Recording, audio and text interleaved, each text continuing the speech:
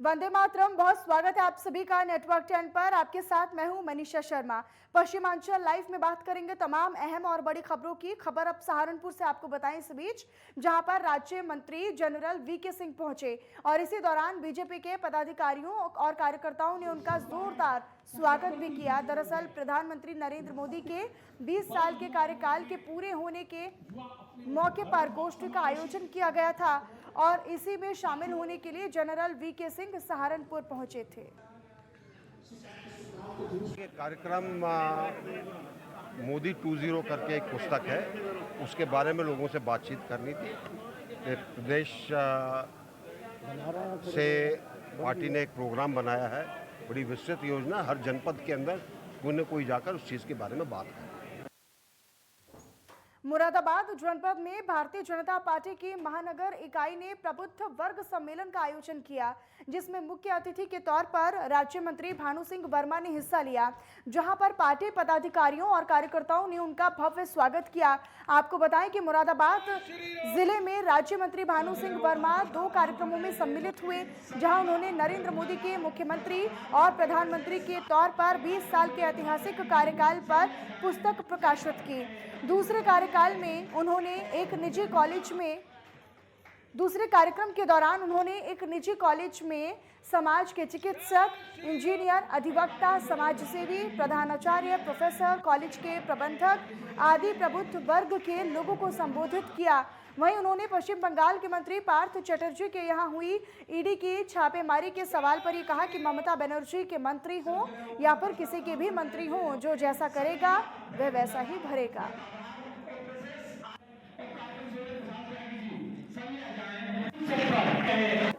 विशेष रूप से ममता जी के मंत्री हों या किसी के भी मंत्री हों, विशेष रूप से जो जैसा करेगा वैसा भरेगा। और चाहे वो सीबीआई हो, चाहे ईडी हो, ये स्वतंत्र एजेंसी है, केंद्रीय स्वतंत्र एजेंसी है। वो स्वतंत्रता से काम करती है, वो देखती है कि कहीं कोई गलत क्या हो रहा है, भ्रष्टाचार कहाँ हो रहा है और गलत काम कौन कर रहा है, तो उन पर वो जांच करती है और जांच के आधार पर वो अपनी कार्रवाई करती है। एटा में जिलाधिकारी अंकित कुमार अग्रवाल ने समाजवादी पार्टी के पूर्व विधायक रामेश्वर सिंह यादव और उनके भाई जोगेंद्र सिंह यादव पर गैंगस्टर एक्ट के तहत कार्रवाई की और 22 शस्त्र लाइसेंस निरस्त कर दिए। कुल 14 लोगों पर कार्रवाई की है। आपको बताते चले कि पूर्व सपा विधायक रामेश्वर सिंह यादव गैंगस्टर एक्ट मामले में जेल में हैं और उनके भाई जोगेंद्र सिंह यादव अभी भी फरार चल रहे हैं। इसके आर्म्स एक्ट के तहत कुछ अभियुक्तों के विरुद्ध मुकदमे चल रहे थे, इसमें से 14 अभियुक्तों के जो है 22 लाइसेंस निरस्त किए गए जिलाधिकारी महोदय द्वारा जी। इसमें कुछ जनप्रतिनिधिगण भी रहे हैं पूर्व के और जिन पर गैंगस्टर के मामले चल रहे हैं जी, साथ ही कुछ अन्य व्यक्ति भी हैं जिनके निरस्त किए गए हैं, जो कि गंभीर धाराओं में जो लोग वंचित। और वहीं बिजनौर जिले के डीएम और एसपी ने बाढ़ग्रस्त इलाकों का दौरा किया और इसी दौरान जिलाधिकारी ने बाढ़ से बचने के लिए ग्रामीणों को सलाह भी दी। दरअसल गोसपुर इलाके में कई दिनों से गंगा कटान कर रही है और जिसके चलते ग्रामीण बेहद परेशान हैं। किसानों की फसलों और उनके घरों को भी नुकसान पहुंच रहा है।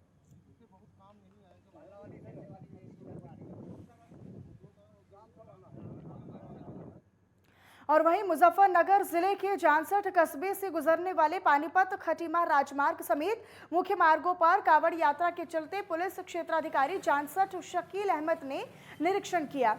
निरीक्षण के दौरान सीओ जानसठ ने अधीनस्थ अधिकारियों को कावड़ यात्रा के चलते आवश्यक दिशा निर्देश भी दिए। उन्होंने ये साफ कहा कि किसी भी तरह की लापरवाही बिल्कुल भी बर्दाश्त नहीं की जाएगी।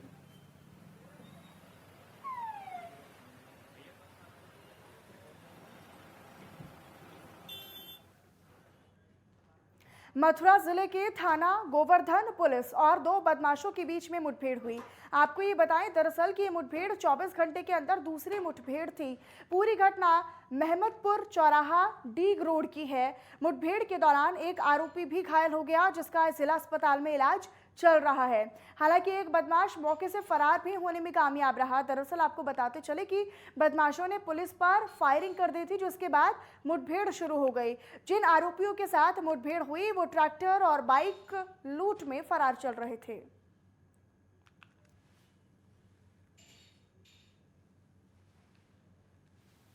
आज रात थाना गोवर्धन एवं क्राइम ब्रांच की संयुक्त टीम द्वारा एक अंतर्राज्यीय वाहन चोर को पुलिस इंगेजमेंट के दौरान गिरफ्तार किया गया है।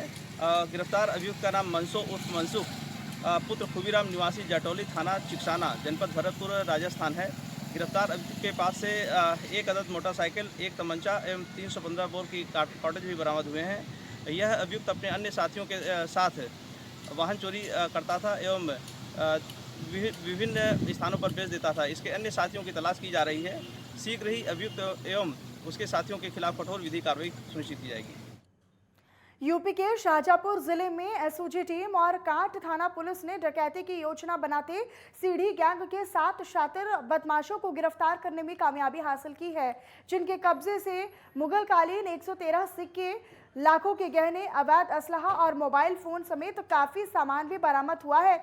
फिलहाल पुलिस गिरफ्तार किए गए सभी शातिर अभियुक्तों को जेल भेजने की तैयारी में जुटी हुई है। दरअसल आपको बताएं कि मुखबिर की जानकारी मिलने पर एसओजी टीम और कांट थाना पुलिस ने रावतपुर नकाशा बकिया के पास से डकैती की योजना बनाते समय इन अभियुक्तों को धर दबोचा, जिनके कब्जे से मुगलकालीन 24 चांदी के सिक्के, लगभग 100 साल पुराने 18 तांबे के सिक्के और कनाडा, ऑस्ट्रेलिया और मॉरिशस समेत कई देशों के 71 सिक्के बरामद किए गए हैं।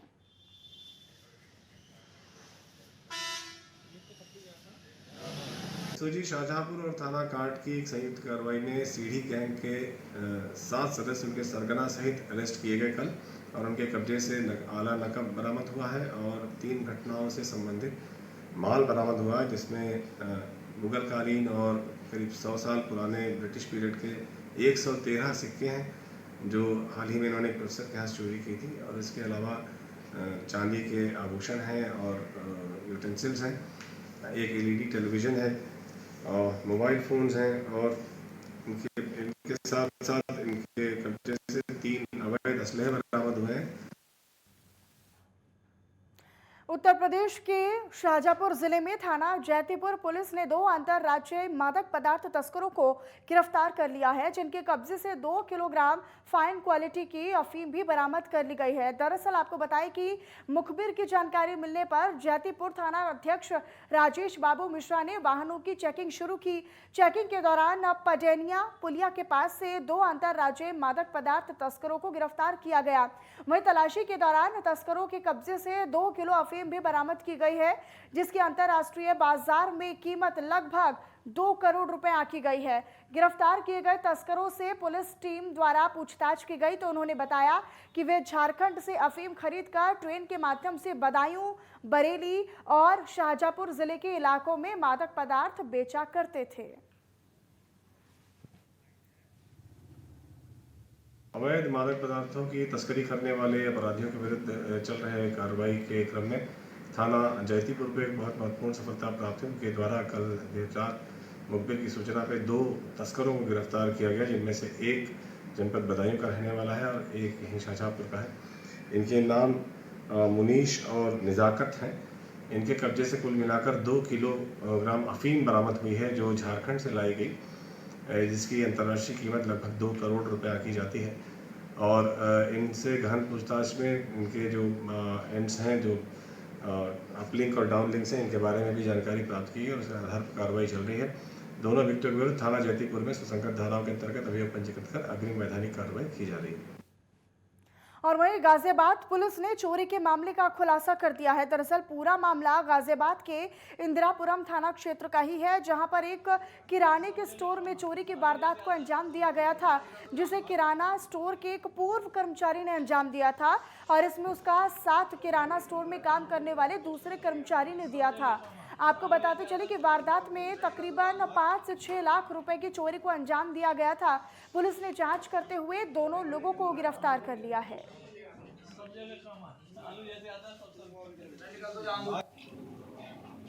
पीनस प्राइस सुपर स्टोर लिमिटेड है नीति खंड 2 में, जहां पिछले रविवार आपने सोमवार की रात्रि में चोरी हुई थी। उस चोरी पे हमारी टीमें लगातार काम कर रही थी, तो कुछ सर्विलांस से और कुछ मैनुअल इंटेलिजेंस के माध्यम से ज्ञात हुआ इसी दुकान में पूर्व में काम करने वाले राकेश पांडे, जो वहाँ पहले कैशियर का काम करता था, उसके द्वारा राजा बाबू, जो वहाँ वर्तमान में उसी दुकान में अभी डिलीवरी बॉय के रूप में काम कर रहा है, और राजा बाबू का एक दोस्त दिनेश था, जिसकी स्प्लेंडर गाड़ी के माध्यम से राकेश और दिनेश दुकान पे आए थे। इनके द्वारा ये चोरी की घटना कारित की गई है। ग्रेटर नोएडा से अगली खबर आपको दें, जहां पर छात्रों के दो गुटों में जमकर मारपीट हुई। दरअसल जरा सी कहासुनी को लेकर दोनों गुटों में विवाद छिड़ गया, जो मारपीट तक जा पहुंचा। पूरी घटना दनकौर रेलवे स्टेशन के नजदीक कॉलेज के पास की बताई जा रही है, जहां पर छात्रों की मारपीट का अब ये वीडियो जो है वो सोशल मीडिया पर जमकर वायरल हो रहा है। आपकी टेलीविजन स्क्रीन पर दिख रही ये जो वीडियो है, ये जो तस्वीरें हैं, ये उसी वायरल हो रही वीडियो की ही है, जिसमें दो गुटों में आपसी मारपीट का मामला सामने आया है। दरअसल एक मामूली विवाद था जो दो गुटों में मारपीट तक जा पहुंचा। हालांकि कारण क्या कुछ रहा वो अभी तक साफ नहीं हो पा रहा है। हालांकि ये वीडियो जो है, जो इस वक्त आप अपनी स्क्रीन पर देख रहे हैं, वो भी सोशल मीडिया पर भी जमकर वायरल हो रहा है।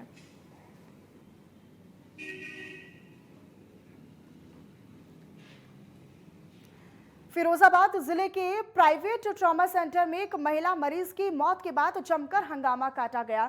इसी दौरान परिजनों ने अस्पताल प्रबंधन पर भी गंभीर लापरवाही का आरोप लगाया। आपको ये बताते चले कि महिला की तबीयत खराब होने के बाद परिजनों ने उसे अस्पताल में भर्ती करा दिया, जहां पर अस्पताल की लापरवाही के चलते महिला की मौत हो गई, जिसके बाद परिजनों ने अस्पताल में जमकर हंगामा किया।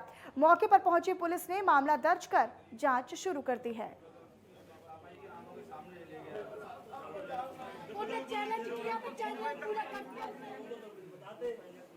चोरी होती है, बताइए, ये बात अच्छी बात नहीं आगी।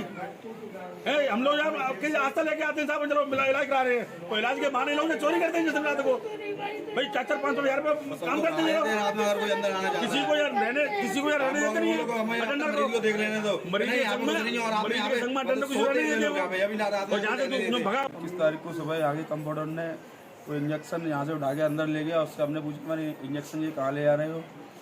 कि नहीं, ये तो हमारा है, हमारे आंखों के सामने ले गया है। जब से ही वो थोड़ा खुल से आ गया है। और कल शाम को उसने मुझसे भी बोला है, मैंने दवा लेके आया था, मैंने भैया इसमें जो महंगी इंजेक्शन है वो हमारे सामने लगाना। नहीं तुम जो ले आओ, लगवाने तो लगाओ, नहीं मत लगाओ। नहीं भैया मैं कुछ गलत नहीं बोल रहा आपसे, मैंने ये मेरे सामने लगाना। ठीक है तुम्हारे सामने लगाऊंगा, सुबह पता चल जाएगा आपको। सुबह क्या हुआ?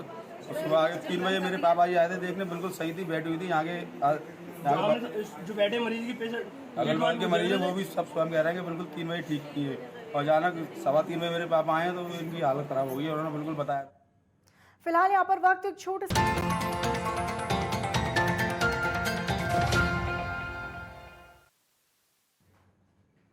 और चलिए ब्रेक के बाद एक बार फिर से आप सभी का स्वागत है। रुक करते हैं कुछ और खबरों की तरफ। बुलंदशहर में अज्ञात चोरों ने लाखों की चोरी को अंजाम दिया। दरअसल पीड़ित के अनुसार दुकान में रखी नई पुरानी 23 बैटरियां और करीब 1,37,000 की नकदी चोरी कर ली गई है। घटना की पूरी जानकारी पुलिस को दी गई, जिसके बाद पुलिस मौके पर पहुंची और मामले की जाँच पड़ताल में शुरू कर दी गई है। पूरी घटना पुराना GT रोड की है।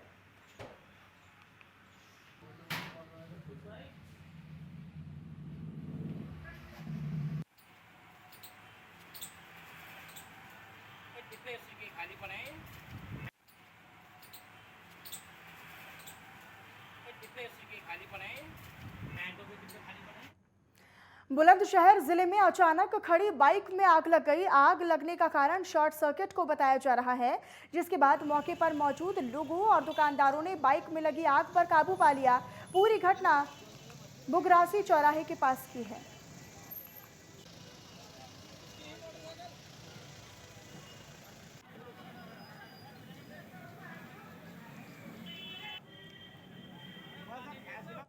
एटा जिले में आगरा रोड पर स्थित क्रिश्चियन इंटर कॉलेज के सामने ट्रैक्टर ट्रॉली से गिरकर युवक की मौत हो गई। दरअसल युवक अचानक ईंट से भरे ट्रैक्टर ट्रॉली से नीचे गिर गया और युवक की मौत हो गई।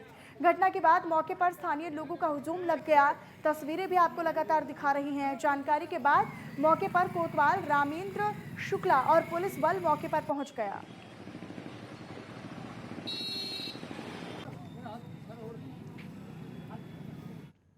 मुजफ्फरनगर श्रावण मास शुरू होते ही हरिद्वार से गंगा जल लेकर कांवड़ियों का लगातार आने का सिलसिला जारी है। अब ऐसे में कांवड़ियां अलग अलग वेशभूषा में देखने को मिल रही हैं। एक ऐसा ही नज़ारा उस वक्त देखने को मिला जब मुजफ्फरनगर की हृदय स्थली शिव चौक पर 2.5 फीट की लंबाई के युवक ने हनुमान जी का रूप धारण कर कावड़ लेकर पहुंचा, जिसने वहां पर अपने अलग अलग अंदाज में अलग अलग नृत्य कर लोगों का मन मोह लिया। तस्वीरें भी आपको लगातार दिखा रहे हैं। तो कावड़ियों का जो अलग अलग अवतार है, अलग अलग रंग है, वो देखने को मिल रहा है और खुश मिजाज जो कावड़िए हैं वो नजर आ रहे हैं। तस्वीरों में भी आपको लगातार दिखा रहे हैं।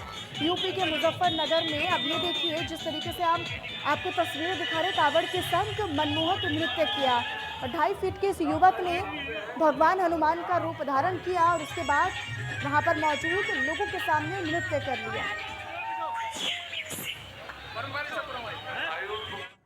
सावन के महीने को भगवान भोलेनाथ को समर्पित माना गया है। अब ऐसे में भोले के भक्त सावन के पूरे महीने में बाबा को प्रसन्न करने के लिए हरिद्वार और ब्रजघाट से गंगा जल भरकर लाते हैं और शिवरात्रि के दिन ही भगवान शिव का जलाभिषेक करते हैं। इस दौरान श्रद्धालु सैकड़ों किलोमीटर का सफर पैदल ही तय कर अपने गंतव्य तक पहुंचते हैं।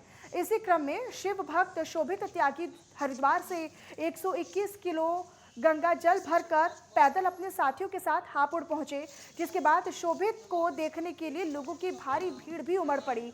वहीं दूसरी ओर हापुड़ की पुलिस भी कावड़ियों की सुरक्षा के साथ साथ उनका सेवा सत्कार करते हुए भी नजर आ रही है, जिसका एक नजारा हापुड़ जिले के थाना बहादुरगढ़ में भी देखने को मिला। दरअसल थाना प्रभारी आशीष कुमार ने शिव भक्त शोभित त्यागी का स्वागत करते हुए सेवा सत्कार उनका किया। शिव भक्त शोभित का ये कहना था कि यह उनकी तीसरी कावड़ यात्रा है। उन्होंने 27 जून को हरिद्वार से यात्रा शुरू की थी और रोजाना अपने साथियों से मिलकर 7 से 8 किलोमीटर पैदल चलते हैं। शोभित 26 जुलाई को शिवरात्रि पर भगवान शिव का जलाभिषेक करेंगे। शोभित का ये भी कहना है कि वो पिछले 15 दिनों से चल रहे हैं। उनके ग्रुप में 4 लोग हैं। उन्होंने ये भी कहा कि 26 जुलाई को शिवरात्रि के दिन भगवान शिव का जलाभिषेक किया जाएगा। कहाँ के लिए हरिद्वार हर की पौड़ी से प्रस्थान किया जी सुबह 4 बजे 27 जून 2022। और कितना जल लेकर के और कितना आपके साथ साथी हैं जो हमारे भोले हैं? जी यही साथी है मेरे साथ, जो भी है अभी कठोर से सबका सम्मान मिल रहा है, साथ मिल रहा है। कठोर से आप ये जलाभिषेक कहाँ पर करेंगे? जलाभिषेक वैरा फिरोजपुर शाना बुलंदशहर प्राचीन शिव मंदिर बना है। और वहीं राष्ट्रमंडल खेलों के शुरू होने में 1 हफ्ते से भी कम समय अब बचा है और भारतीय दल इसके लिए बर्मिंघम पहुंच भी गया है। वैसे तो आज़ादी के बाद पहली बार भारत ने 1954 में राष्ट्रमंडल खेलों में भाग लिया था, लेकिन भारत ने पदकों को जीतने की रफ्तार 2010 के बाद से ही पकड़ी है। आज इस कार्यक्रम में उन खिलाड़ियों के बारे में हम आपको बताएंगे जिनसे इस बार के राष्ट्रमंडल खेलों में भारत को सबसे ज्यादा उम्मीदें हैं। ये रिपोर्ट देखिए।